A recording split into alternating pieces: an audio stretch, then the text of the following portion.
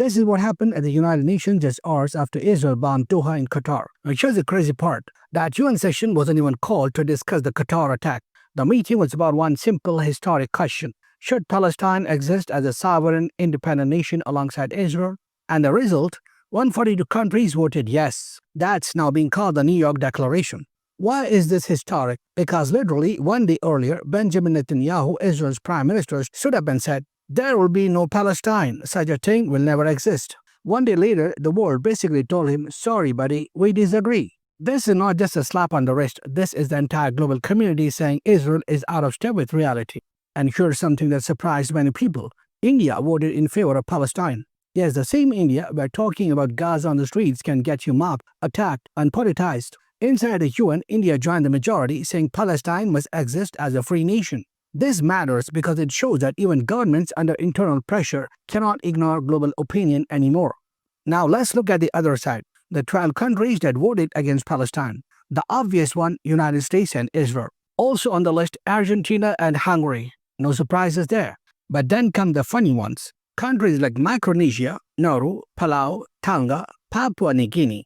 Yes, these tiny nations that survive on US aid and American military support. Basically, client states. So, strip all that away and who's left? Just a handful of real countries siding with Israel. The rest of the world has moved on.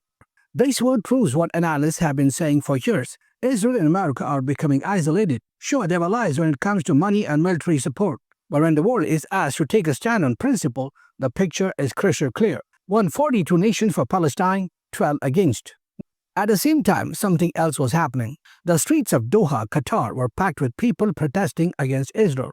And this is important because it shows that while some Arab rulers quietly make deals with Israel, the Arab public is furious. Ordinary Arabs see Gaza bombed, children killed, and they are done. They are no longer willing to accept backdoor diplomacy with Israel. Let's rewind a bit. Israel's first plan wasn't even Doha, it was Cairo, Egypt. The idea? Kill Hamas leaders while they were meeting in Cairo. But Egypt's intelligence found out and they warned Israel.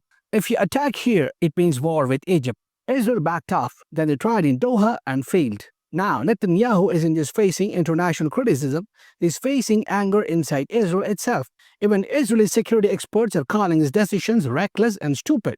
So, here's where it gets interesting. For years, the Arab world was divided. Saudi Arabia cutting deals with the US and Israel, UAE opening embassies, Qatar playing mediator, Turkey standing half in, half out. But this attack on Qatar is shifting things.